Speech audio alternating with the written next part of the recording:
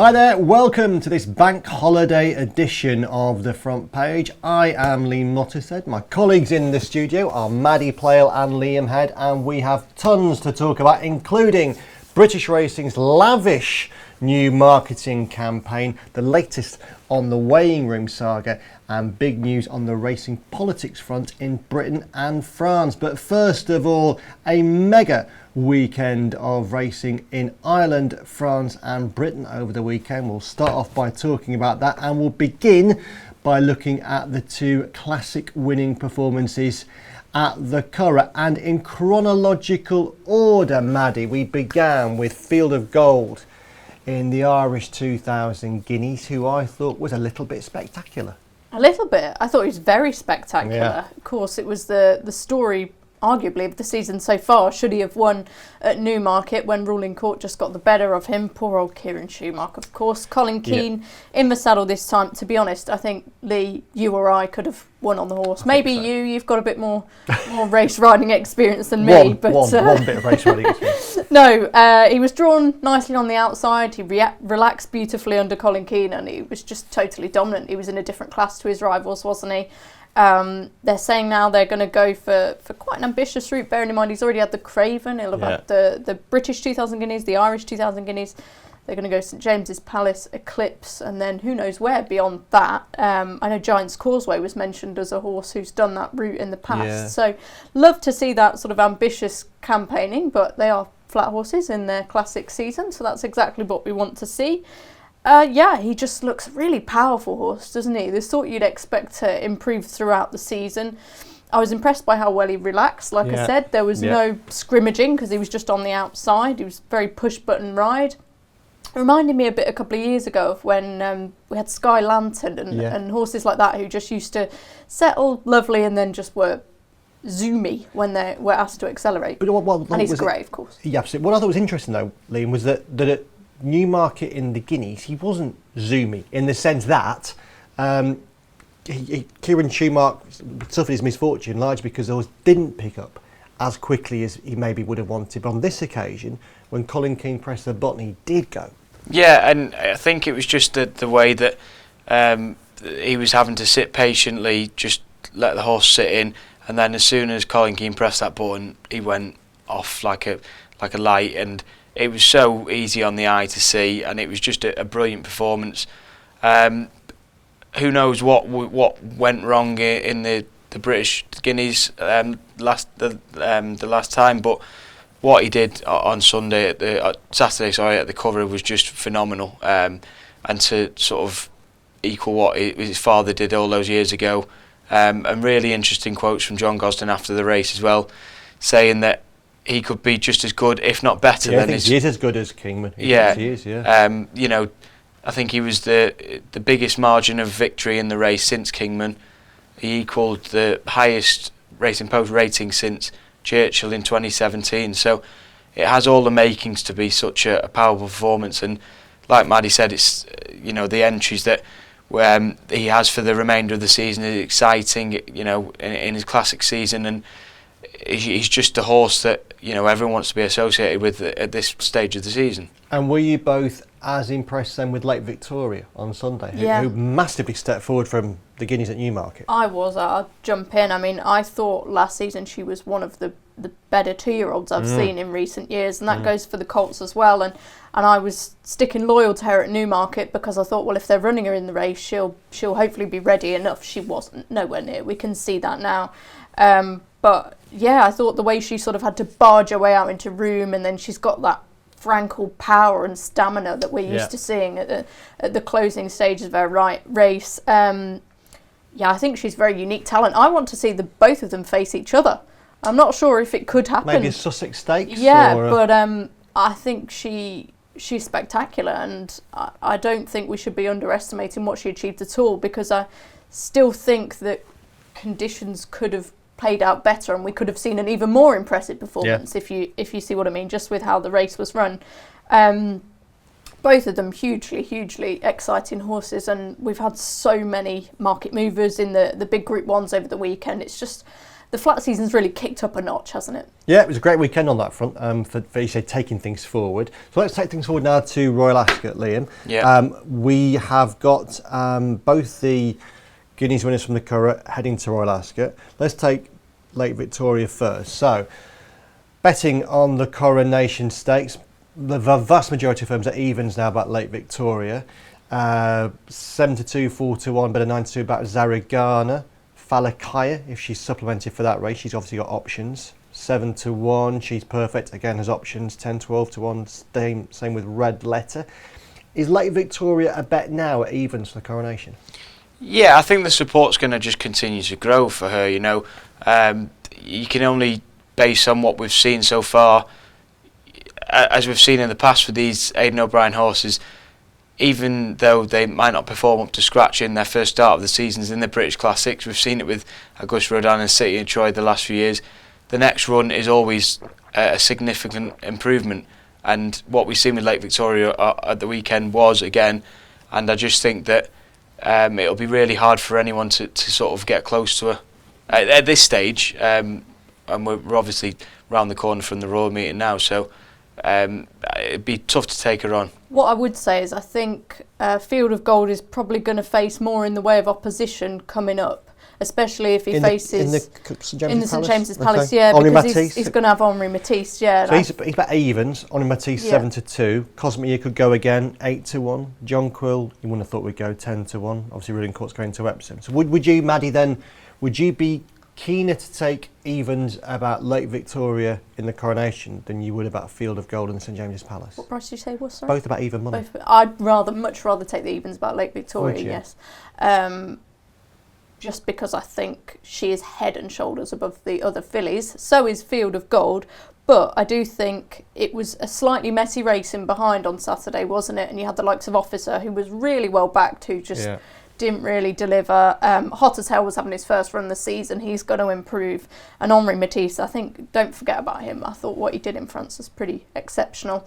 So I just think, although he's also dominant, the potential opposition going forward for him might be a bit more troublesome than it was on Saturday. Okay. Following on from Lake Victoria, Liam, was a great meeting generally for Ballydoyle. Tons of winners. They won the other Group 1 on Sunday, the Tattersall's Gold Cup, with Los Angeles, who typically, like Los Angeles, he hasn't got the wow factor. He needs a lot of pushing and shoving, but my goodness, he responds to pressure. I did think that Anmaat, when he came swooping down the outside under Jim Crowley on the bridle, was going to win. In the end, he's probably just lacked race fitness, has he, in the closing stages? Yeah, and I think that's all it is, to be honest. We've seen what Anmaat can do. Obviously, Chris Cook referenced it in his Cook review in today's paper. It's remarkable, really, what Anmaat's done for Owen Burrows the last few years. I think only once in his 16 starts has he finished outside the first three. Obviously, won at Ascot in October at 40-1. Kind of went under the radar a little bit, surprisingly. But you know, Owen Burrows has proven already this season, as he has done for the last few years, what he can do with these horses and these Shadwell horses as well. So, it was unlucky because Anmaat was pushing and really bringing the fight to Los Angeles, and you'd like to think that would get a rematch between them two. So I thought now that Anmaat's got that race under his belt, he'll definitely come on for it. Kalpana, you'd have to love her seasonal reappearance, wouldn't you? She's probably in the art betting. White Birch. Oh. Now, I'm not trying to stir anything here, but obviously, Colin Keane landed the Field of Gold ride. He did. Very safe pair of hands. Our Irish team absolutely adore Colin Keane. Rightly Everyone so. should look. Yeah, rightly so. He's a great jockey. But again, what we saw in the Tattersall's Gold Cup is that misfortune can befall any jockey. He was just unlucky. There was nowhere to go. But you sort of think if someone like Kieran Schumacher had been riding that horse in a race like that, then all the flack would have gone in his direction. That's the momentum, isn't it? Sometimes, Lee, sugar just happens. I don't think it was Colin Keane's fault. No, not at all. It just happens. But yeah, if you were backing White Birch, you'd have been pretty in agony at that stage, given how close he got to Los Angeles in the Moorsbridge Stakes. Can't wait to see that rivalry continue throughout the season. Los Angeles, it seems like they're working back from the arc with him. They've said that the King George is the big aim, then they'll have a break, and then go for an arc trial. Third in the race last year.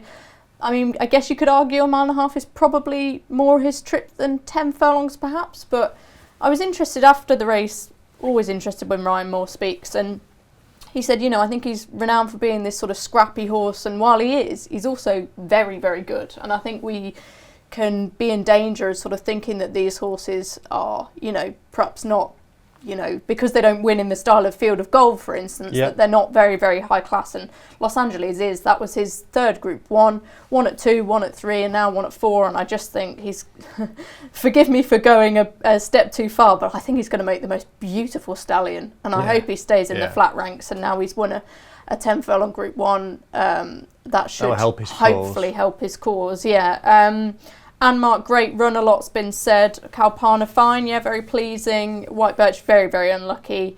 It was a magnificent race. Yeah, it was actually a weekend, Liam, full of ARC candidates. If you look at the betting for the Arc de Triomphe, the three horses at the top of the ARC betting, Sosie, who won the Prix d'Ispahan, 10 to 1. Los Angeles, you can get 14 to 1. Kalpana, you can get 16 to 1. So they had the betting. Sosie ultimately was well on top at the end of the d'Ispahan, beat Sardinian Warrior over a trip that's way short of his best. Of those three horses, Sosie, Los Angeles, Kalpana, do you see any one of those three as your likely, or you're not likely too far out, but do you see any of those three as a potential ARC winner? I think definitely Los Angeles. Okay. Again, what we've seen with the proven stamina, the fact that Aidan O'Brien does have a way of sort of campaigning these horses. So, I really think he'd be sort of one to keep an eye on as the season progresses. But as you mentioned there, it's great to have so many of these. It's still in the running and all performing at the top level.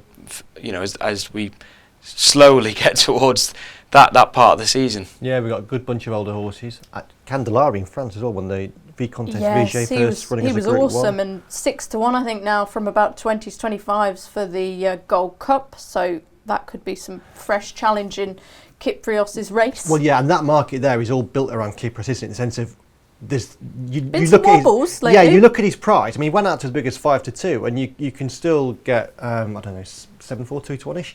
The market still clearly isn't sure he's going to run, despite Aidan O'Brien making clear he's absolutely fine. Albert Einstein was good in the Railway Stakes. Brussels was very good too on Saturday. First time out, we might have seen a Derby winner running at Salisbury on Saturday evening in a 3-horse race, Stanhope Gardens. That Rafe Beckett helped create, absolutely, yeah. Did you just explain what happened there? Yeah, so I wasn't actually aware of this, but there are races on Racing Anmaat called interactive races. Were you aware of this phenomenon? Yeah. I should have been, probably. Anyway, and whereby if the BHA spot a gap, or trainers can request an interactive race where they are there and available for entries, but the conditions aren't yet confirmed.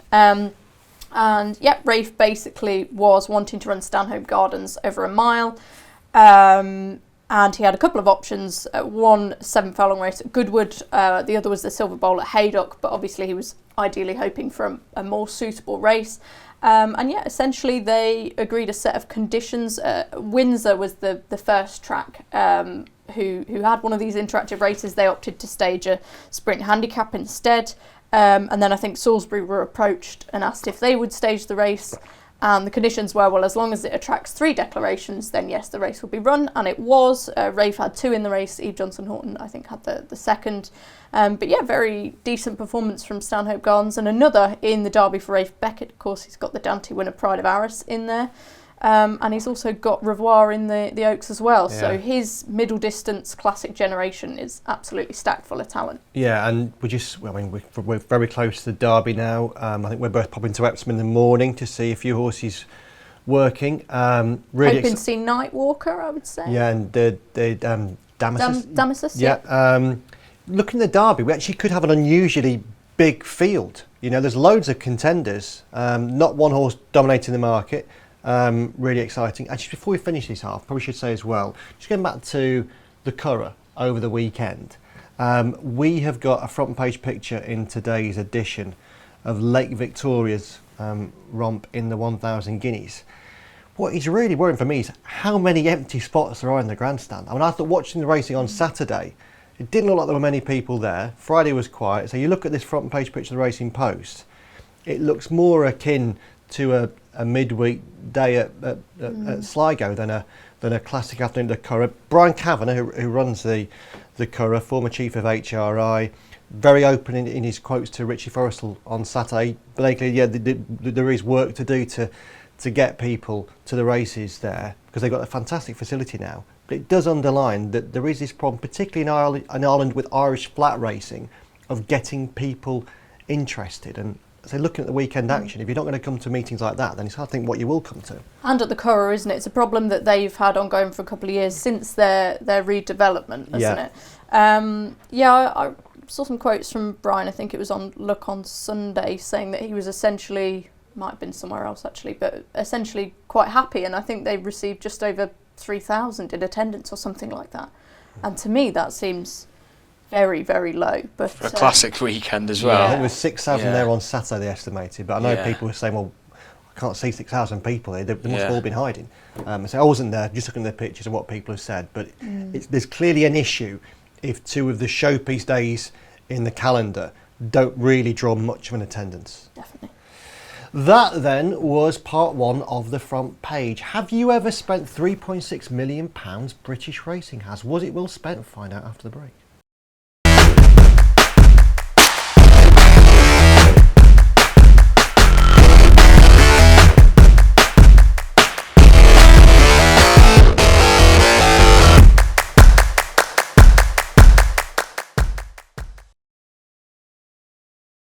Welcome back to the front page with Maddy, Playle, Liam Head and Lee Mottershead myself, talking about the big issues from racing in the last week and ongoing. And one of the big stories in recent days has been in relation to the launch of British Racing's new national marketing campaign built around the strapline "The Going Is Good." It went live on Tuesday with a number of adverts that have been seen on social media and elsewhere, largely promoting the social fun of a day at the races.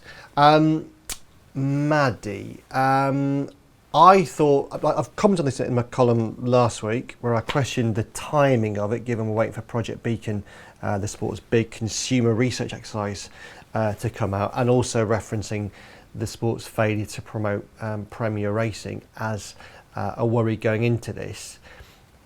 You don't want to knock things for the sake of knocking them, and this will hopefully have a very positive impact. £3.62 million has been spent on it, helped by levy board funding, and I think they've said that a lot of the money has been spent in distributing the products that come with the campaign. But I did think, looking at the adverts that we've seen so far, I'm not sure people who aren't fans of horse racing will understand what "The Going Is Good" really means. The whole thing about 4 million memories, I think, doesn't make much sense to people who don't know what they're talking about, what we're talking about in the adverts. And I just thought in general the adverts looked affordable, which is not really what you want in a glitzy marketing campaign. But were you more impressed?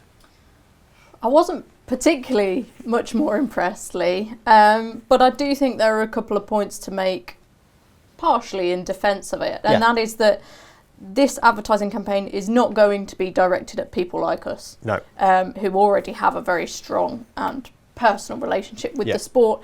And I can see why they've directed it at the social element and the enjoyment of the day, because if you're wanting to attract spectators, first and foremost, I mean, you can't go out there and attract fans like that. It's just not possible. You need to just get people through the gates, and that's obviously what this is trying to do. And I can see why there's been some comments from the likes of Chris Cook and Ollie Barnard in our papers saying that it was very safe and very sanitised, and I agree with them. I'm not disagreeing with them in any respects, but I think racing has to play to that particular audience, and if it was to try something very daring or showing the drama and the excitement, I think in today's society, I think quite a few people could potentially be turned off by that sort of thing when you're talking about animals in sport. I'm not saying that's right, but I'm just saying I think that is a very real threat. Whereas if you focus on the day out and just getting people there initially, then hopefully, you know, the thrill of the sport and as they enjoy their time, they would go again and it would build from there. So I think it's really not an easy job to market racing. I don't envy them at all. I totally believe what Chris, Ollie, yourself have said about it being just a bit disappointing and a bit bland almost in a way. But I think there's an element of having to take that angle, although it could have perhaps been executed a bit better. It's just not going to be for people like us. It's not going to.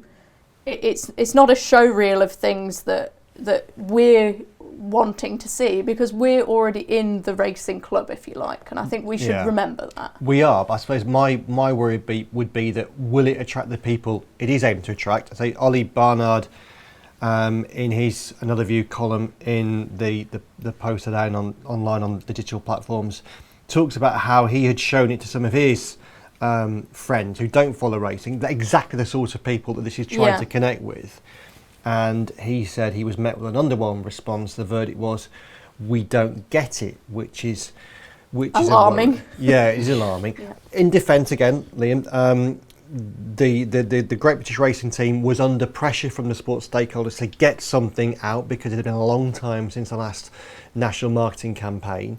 I think because it was what they had to get out quite quickly, it was necessarily quite loose and general. They don't seem to have used the detailed findings of Project Beacon, which they would know we wouldn't as yet. So it's quite a loose campaign. But I also worry that there's a lot of money being spent on this, and when GBR, Sam McLeody, spoke to Bill Barber, he was quite clear not giving metrics by which we could measure the success of this. I suppose the key metric will be, will it bring new fans to racing? Will it bring new racegoers to racing? Would you be hopeful that it will? It's a hard one to tell, because like you said, we haven't got the sort of findings from Project Beacon, and you know, as you mentioned, a lot of money's gone into this. It's, you know, it's when you can't hide away from that fact. So it has to be right. I get that it does kind of, you know, watching the video, it does kind of feel like they have kind of missed the boat a little bit on a few things. What do you think they should have done? Well, I just think, you know, you see some of these videos and marketing campaigns, and you know, for example, you could have introduced a bit of commentary to a big race, or you know, a snippet of a three-way fight to the line from you know, one of the classics, or you know, something, you know, one of the big race meetings. As I've said before, you know, I've seen this equivalent in other sports such as football, and you have iconic commentary moments where, you know, hairs standing up on the back of your neck, or you see a last minute winner, and it really excites you and wants you to be part of that. Whereas this video kind of makes you feel that the first thing, one of the things that you spot is a Ferris wheel, and you kind of might think, oh, well, there's a bit of racing going on in the background as well. So from that point of view, like Maddy said, I do get where they're coming from, because they want to attract people to the day itself, show them what the day's about, and hopefully the action on the track will do the talking and get people to come back. But there's a fine line between trying to attract people coming to the track for the first time, but then also trying to keep them coming back every time, because you don't want to try and send this video out, you know, tell the world that we're trying to do something as a sport, and target one person who only goes to a horse racing meeting once a year. You want them to be going once a month. But I think that's quite ambitious. Like, if you take into account the people who do go racing once a year, there'll be a lot of people in that boat, and we have to keep appealing to them. We can't just, you know, the only people we want through the gates are people who are regular race goers, because that's just not going to happen. And we can't rely on, you know, die-hard racing fans as an audience. Just not sustainable. Yeah, and I think as well, as you just touched on, it's harder to attract people in the door for the first time than it is to get people coming back and back again. So from that point of view, I see the why they've sort of introduced the whole aspect of, you know, people getting ready on the day, the activities for children, you know, the jockeys, the racing. So I can understand why they've sort of introduced everything to that. But I just feel like they could have waited a bit longer to maybe tested the water a little bit more to see where they can go right and where they can go wrong. I'm a bit worried about this distribution because Eve Johnson-Horton was on Look on Sunday yesterday and she said she hadn't seen it. Yeah. And as Ollie said in the office just now, well, if her algorithms are, you know, training racehorses and lots of people in the horse racing industry, and even she's not seeing it, that's concerning. And I saw, I think, the initial posting on X. Haven't really seen anything since in terms of promotion, the visibility of it. I don't think it's been great. So if that's what all the money's gone on, it doesn't bode particularly well. Like I say, I'm in agreement with you guys. I think they could have been braver and bolder. I think it would have been nice for them to take more of a bookie kind of approach to it. You know, have a bit of fun. Racing's renowned for being stuffy and old-fashioned. Let's you know, have a bit of fun, poke fun at ourselves, and show that we're a more modern sport these days. And I get that angle for sure, but we shouldn't lose sight of the fact that, you know, 3.6 million is a lot of money, and it's good that we have something out there now compared to nothing. And, you know, it speaks to the standards we have as people who work in the sport that, you know, we finally have something. So we should be grateful for that. Now for a segue, in terms of spending money, the Professional Jockeys Association has been frustrated that racecourses haven't been quicker, or a lot of racecourses haven't been quicker to spend money on upgrading, renovating, redeveloping racecourse weighing rooms and changing facilities for jockeys. There was an update on that following on from Racing Post coverage of the issue not long ago, in which we highlighted the appalling conditions of some weighing rooms. As part of that coverage, we reported that the PGA was calling for all racecourse weighing room projects to be completed by the end of next year, which would still have been 2 years late compared to the original timetable.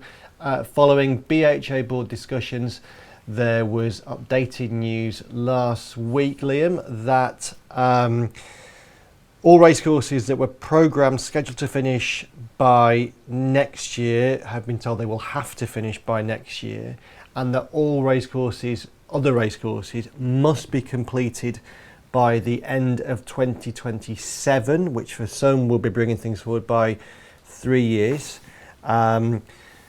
The BHA has said it will use its regulatory licensing powers with racecourses that don't finish by 2027 and stop them from staging fixtures, which I think most would say is a welcome intervention. It's good to see the BHA, perhaps belatedly on this one, really aggressively using its licensing powers. But the PGA is still very frustrated in the sense that they feel this should be done quicker, and they don't really think this takes things on much further than where they were before. I suppose my first point would be that in relation to the work that we've done on this, the PGA has done on this, it's good to see some good coming from it. This is speeding up the process, but I can also understand the PGA's frustration that some of their members will still be having to use inadequate facilities until the end of 2027, including at tracks like Newcastle that stage a lot of fixtures. Yeah, and 2027 is a long way away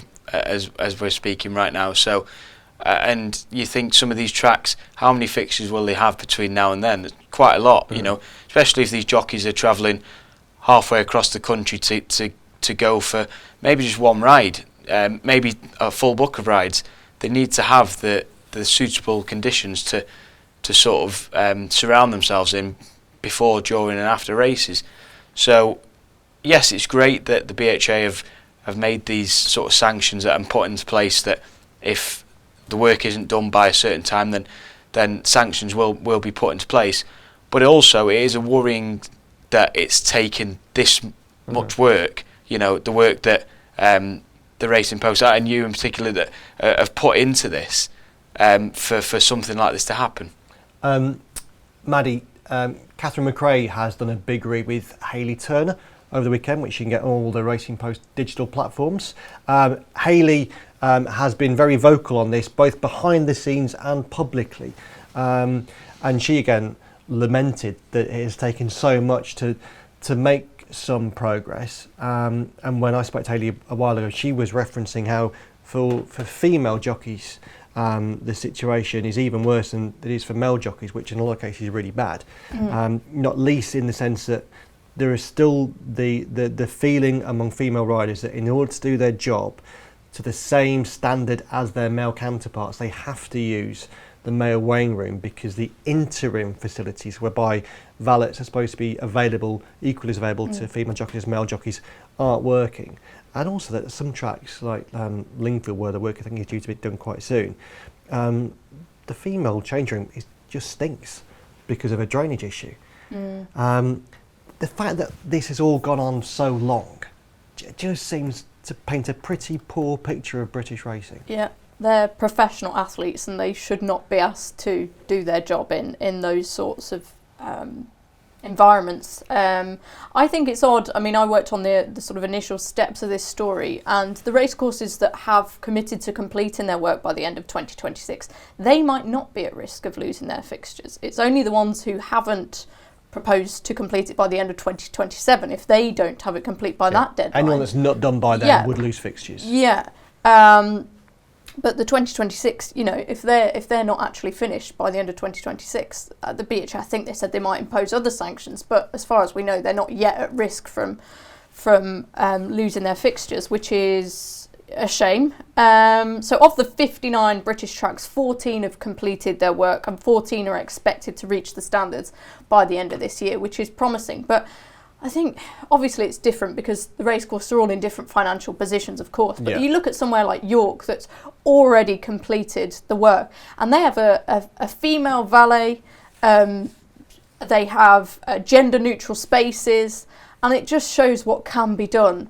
And I think, you know, it's just a great shame that this has not been treated with a lot more urgency. And I think it's, if there are racecourses who still can't be relied upon to reach these minimal standards that have been agreed, as soon as possible, really, I'd be hugely disappointed, hugely alarmed, I feel, for the jockeys. Especially when you consider they don't have the saunas now and they're operating in a different environment. You've also got to think about the amount of new jockeys we're talking. If we're waiting until the end of 2027, how many young people are going to enter that weighing room in that time for the first time and experience that? And that's, you know, also going to paint a pretty horrible picture of what the sport means to jockeys and how the sport values its jockeys, because at the moment it's saying, well, not very much. Yeah, and there's no doubt that for a lot of racecourses, this represents a